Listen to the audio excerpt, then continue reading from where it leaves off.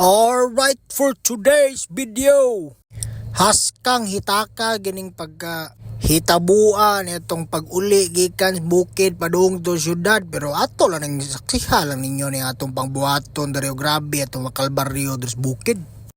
So nilakaw ta ng adlaw di human gyud paniod to, so mirisi kita ka sa tanan din abdan gyud ulan. So atong buhaton na atong gisuot nga chanilas ato na puston og silupin. Og wa mo kailag silupin plastic kanang sudlanan. Mo na ito giputo sa tong tiil diha kay improvise ta o bitbit sa tong mga dalhonon diha.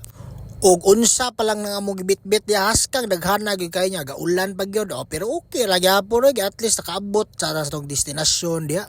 Biyahe na tapadong syudad na kay manam tag celebrate og Christmas dire sa Christmas dire nga higayon na after na Christmas diha adto na sa pasyudad sa mi adto na sa mag New Year.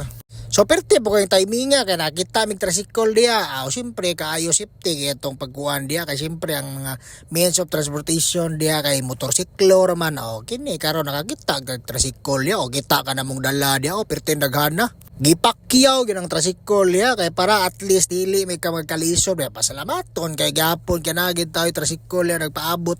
Sos pag-abot dahil lungsod sos timingan na pag kay taxi perte kita swertiha diya blessing kay ulan di ay liman kana gikan migbarili padung Cebu City pila kilometro na hinuon pud kining taxi naka-discount mi ani di pud ingon.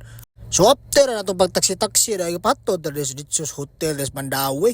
Okay, di man kita pwede makaulig diretsog Bohol stay in sa check in sa tag mga kuan diya hotel style diya mo gikuha diya kanang loft type kunuhay. Kaya mo try ta ng ubang style sa kwarto, dili lang ka ng mga deluxe, may na loft type patong tirada dire ron. Nya na day ta dire karon sa big hotel dire sa Mandawi at bang Spark Mall ba kung suito gimog Mandawi adtong mog Park Mall at bang ana mauna na diha tapad na siya sa City Times Square Mandawi. Tanawa mo room dia gwapo kay dia saka katus babo adto ka matulog.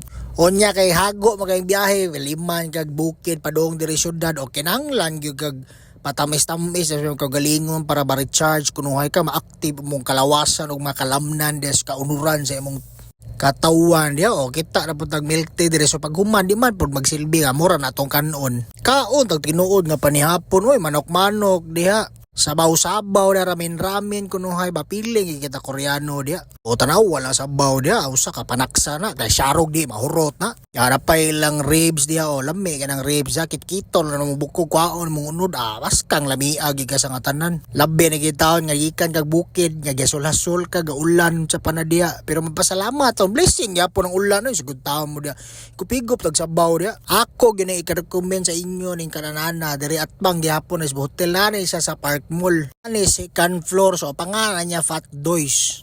Nya kung cheese lover mo diha kaon mo diha kay kasagara pagkaon nila so majority ata nila mga pagkaon niya more on cheese. So adto na mo diha ginipertigi ka na kung busuga ni so muna ako i-recommend sa inyo lamian gigay dili kay ko cheese lover pero pagkatilaw na ko aska na ba ding lamian so muro ko boto sige bye.